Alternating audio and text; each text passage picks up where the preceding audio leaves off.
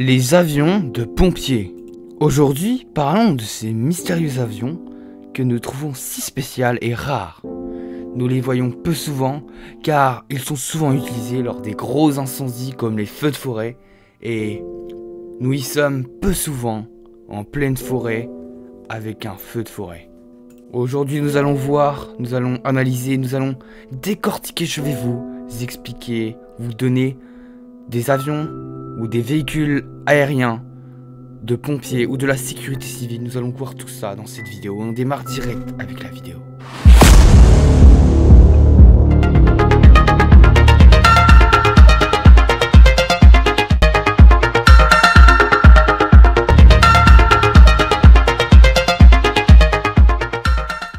Les avions de pompiers sont des avions utilisés dans le cadre d'intervention. Les sapeurs-pompiers disposent de moyens aériens qui renforcent les moyens terrestres, comme les avions bombardiers d'eau que nous allons voir plus tard dans la vidéo, qui est utilisé pour aider à la lutte contre les incendies. Il est qualifié comme utile pour, par exemple, les incendies de forêt. Ils sont essentiellement mobilisés pour des missions de prévention. Il existe plusieurs types d'avions bombardiers, comme les Canadair, les Trackers, les Dash, etc., etc. Ils ont chacun un objectif et un rôle précis et certains n'existent plus d'ailleurs. Mais ont bel et bien existé et ont marqué l'histoire, bien sûr, de l'aviation, de la sécurité civile. Les Canadair sont donc des avions bombardiers d'eau. Ils sont les plus connus. Vous les avez sûrement déjà vus dans des livres, sur des photos, sur internet ou autres, parce qu'ils sont également facilement reconnaissables. Grâce à leur couleur jaune et rouge, c'est le plus gros bombardier d'eau de la sécurité civile française. Les réservoirs d'eau peuvent contenir plus de 6000 litres d'eau. Il y en a très peu dans la sécurité civile des avions comme celui-ci, comme les Canadair, puisqu'il y en a seulement 12. Sa particularité est qu'il peut atterrir sur l'eau à la manière d'un hydravion et en redécoller. Bien sûr, il sera beaucoup plus lourd s'il prend de l'eau, mais il pourra y redécoller. Donc il peut également, comme je viens de vous le dire, se ravitailler en eau. Il a seulement besoin de frôler une surface d'eau, comme par exemple un lac ou une mer, et l'eau est ravitaillée dans son réservoir jusqu'à 6000 litres d'eau. Cette manœuvre a un nom précis puisqu'elle s'appelle l'écopage. Donc moi j'aime particulièrement cet avion, il est assez joli, il est assez stylé en vol. Bien sûr, comme je vous l'ai dit, il n'y en a que 12, donc impossible que vous le voyez pour de vrai, sauf si vous habitez proche d'un lieu où il y a souvent des interventions, etc. Mais sinon, peu de chances de voir cet avion, tout simplement. Maintenant on va passer à un autre, le Tracker que je vous ai décrit. Alors les Trackers sont des bombardiers d'eau, comme les Canadair. Ils sont beaucoup plus petits et beaucoup plus anciens que les fameux modèles des Canadair dont on vient juste de parler juste avant. Les Trackers ne sont plus utilisés à l'heure d'aujourd'hui. Ils étaient majoritairement utilisés en premier lieu aux missions de surveillance. Donc, par exemple, dès qu'un incendie avait lieu, les Trackers partaient voir et observer pour donner des informations sur l'incendie. Donc par exemple vers où l'incendie se propage, à quel volume il est grand en gros, quelle place il prend, enfin tous ces petits paramètres à prendre en compte qu'on peut voir vu du ciel tout simplement. Tout ça, tous ces petits détails nous font gagner un temps sur l'incendie et pour pouvoir le maîtriser le plus rapidement possible. Donc ils sont donc bien également utilisés comme bombardiers d'eau avec 3 tonnes dans leur réservoir. Ils étaient rapides et ils pouvaient donc intervenir les premiers, par exemple, stopper dans les départs d'incendie. En gros, ils partaient directement, et dès qu'il y avait un incendie, eux, ils partaient directement. Ils observaient un petit peu, ils faisaient les trucs, peut-être les repérages, pardon. Et peut-être qu'ils éteignaient des premiers incendies. Après, ça dépend, ça. On ne parle pas de pompiers à pur et dur, on parle de pompiers aviation. Donc, on va pas rentrer dans les détails de qu'est-ce qu'on doit éteindre en premier ou pas. Mais du coup, en fait, ils faisaient un peu les repérages. Et après, par exemple, les Canadair pouvaient bien sûr entrer en jeu. Ou alors les véhicules au sol, tout simplement. Ils étaient également capable de larguer un produit retardant sur les incendies. C'est ce que vous pouvez voir en rouge comme largage. Donc c'est un peu rouge-orangé que les avions bombardiers d'eau larguaient parfois. Donc c'était largué par les trackers.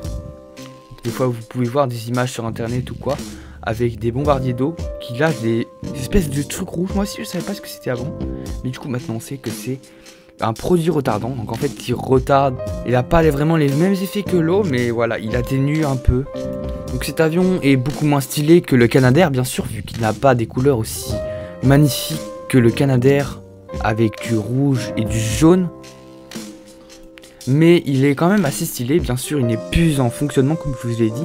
Il y en a plein d'autres qui sont encore en fonctionnement. Mais dites-le moi en commentaire si vous avez déjà vu un Canadair ou bien sûr un tracker. Ou même ce qu'on va voir par la suite parce que c'est assez intéressant. Bon, maintenant que je vous ai décrit 2 avions bombardiers d'eau, nous allons parler des autres moyens permettant de compléter les services des pompiers, car il y en a bien d'autres. Enfin bien d'autres, j'abuse un petit peu, mais il y en a quelques-uns. Par exemple, nous retrouvons l'hélicoptère, qui ne sert pas uniquement dans le cas des gros incendies, car ils sont utilisés par les sapeurs-pompiers et le SAMU pour des missions de sauvetage.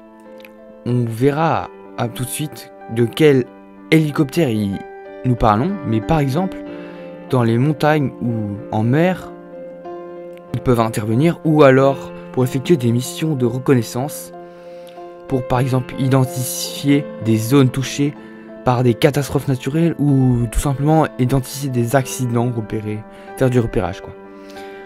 Il y a environ 30 hélicoptères en France de ce type d'hélicoptère et ils sont répartis dans 23 bases aériennes en France. Ils appartiennent également à la sécurité civile. Ils sont composés d'Eurocopters EC-145. Donc je vous mets à l'image ce que c'est globalement. Puis en 2020, ils ont été rajoutés dans cette flotte d'hélicoptères, le EC-145, mais nouvelle génération cette fois-ci. Donc ce groupement d'hélicos de la sécurité civile sont nommés les Dragons. Donc pareil, je vous mets une petite image, je suis sûr que vous en avez déjà vu. Moi j'ai même une petite figurine miniature modèle réduit de ce type d'avion qui est assez stylé. Bon, il demanderait à être un peu mieux entretenu que ça, mais bon, c'est un autre débat ça. Mais voilà pour vous dire que il est aussi stylé que le Canadair, même bien que le Canadair soit beaucoup plus impressionnant que l'hélico Dragon. Donc les Dragons seraient supposément assez importants dans la sécurité, car ils interviendraient 5000 fois par an. Ils sont également super pratiques et font gagner une énorme marge de temps, notamment dans les zones qui s'avèrent les plus difficiles d'accès. On y reviendra plus tard avec l'innovation, que je vais vous présenter vers la fin de vidéo. Nous pouvons dire que les moyens aériens sont super importants et indispensables pour garantir la sécurité et de gagner du temps sur les interventions. Cela nous permet une efficacité et une rapidité non négligeables. Donc les plus indispensables des avions, des véhicules aériens que je viens de vous citer, ou même que je n'ai pas cités, mais les plus importants dans la sécurité civile, ce sont à l'heure d'aujourd'hui les Dragons, donc les hélicoptères que je viens de vous décrire, et les Canadair bien sûr, les gros avions impressionnants jaunes et rouges. On passe à la petite innovation que je vais vous décrire. Donc au vu de l'efficacité des véhicules aériens dans les interventions et de l'innovation fréquente des petits engins dont je vais vous parler, les sapeurs-pompiers eux aussi innovent dans tout ce qui est drone. Car oui, en effet, plusieurs domaines utilisent aujourd'hui les drones, ou ont utilisé les drones pour tout, que ce soit du divertissement ou pour le professionnel. Par exemple, pour l'observation, dans le militaire, ou alors dans les photographies, pour l'agriculture, il est utilisé aussi, le drone, pour donner des spectacles. Je ne sais pas si vous avez vu des spectacles de drones assez impressionnants, ou même pour l'inspection. Donc ça fait en effet beaucoup de domaines, mais il y en a beaucoup d'autres. Je vais pas tout dire. Et maintenant, l'innovation du drone arrive pour l'aide des sapeurs-pompiers. Donc il s'avère assez efficace, je vais vous expliquer pourquoi. En effet, les drones contribuent et aident les sapeurs-pompiers pour diverses missions. Comme par exemple pour la recherche de personnes. Donc par exemple la recherche de personnes, la recherche de victimes coincées quelque part ou en danger, ou tout simplement qui s'est fait qui s'est blessé dans un endroit assez dangereux, dans un endroit difficile d'accès ou périlleux, comme des environnements toxiques par exemple, ou tout simplement en pleine mer, par exemple. Mais la différence avec les hélicoptères qui eux aussi peuvent avoir accès, même les avions qui peuvent avoir accès aux endroits difficiles d'accès, eh bien, c'est que les drones peuvent circuler beaucoup plus proche du sol, ce qui facilite l'observation. On est plus précis, on voit mieux. De plus, les drones sont beaucoup plus petits. Par exemple, pour pouvoir passer dans des endroits plus petits, comme des crevasses par exemple, en montagne, ou dans des endroits du même type, ou alors dans des endroits par exemple enneigés. Donc en bref, les drones nous permettent de faciliter l'accès à de multiples endroits pour les sapeurs-pompiers. Les drones sont comme les yeux des pompiers. Les drones peuvent également aider aux incendies. En équipant des caméras thermiques, ils peuvent en effet détecter des points chauds, ce qui est très efficace. Ils sont utiles pour effectuer de la surveillance et surveiller des endroits à risque. Moins fréquemment, on peut retrouver des drones équipés de petits extincteurs pouvant par exemple éteindre des petits départs de feu ou intervenir sur un feu d'éolienne par exemple, qui est assez difficile d'éteindre à part si on met la grande échelle ou si on balance une tonne d'eau avec un avion, ce qui est un peu écologique du coup, parce qu'on gaspille un peu de l'eau. Bien sûr, les drones comme ça, ce sont en effet beaucoup plus rares. Et ils nous servent pas beaucoup parce que des feux d'éoliennes, il n'y en a pas souvent. De plus, il est difficile de faire tenir à des extincteurs qui s'avèrent un peu lourds. Tout ça tenu à des drones. Mais cela est réalisable de ce que j'ai pu voir. Donc pour finir cette vidéo, on peut vraiment se rendre compte que les sapeurs-pompiers ont l'aide de la sécurité civile qui contient des véhicules aériens comme des hélicos ou même des avions, mais les sapeurs-pompiers se développent eux-mêmes aussi avec les drones. Et tout cela réuni, ce n'est pas négligeable pour la sécurité de tous. De vous, ça se trouve. Vous seriez sauvés grâce à un avion ou un hélicoptère de la sécurité civile. Voilà, c'est tout pour cette vidéo. J'espère qu'une fois de plus, ça vous aura appris extrêmement de choses.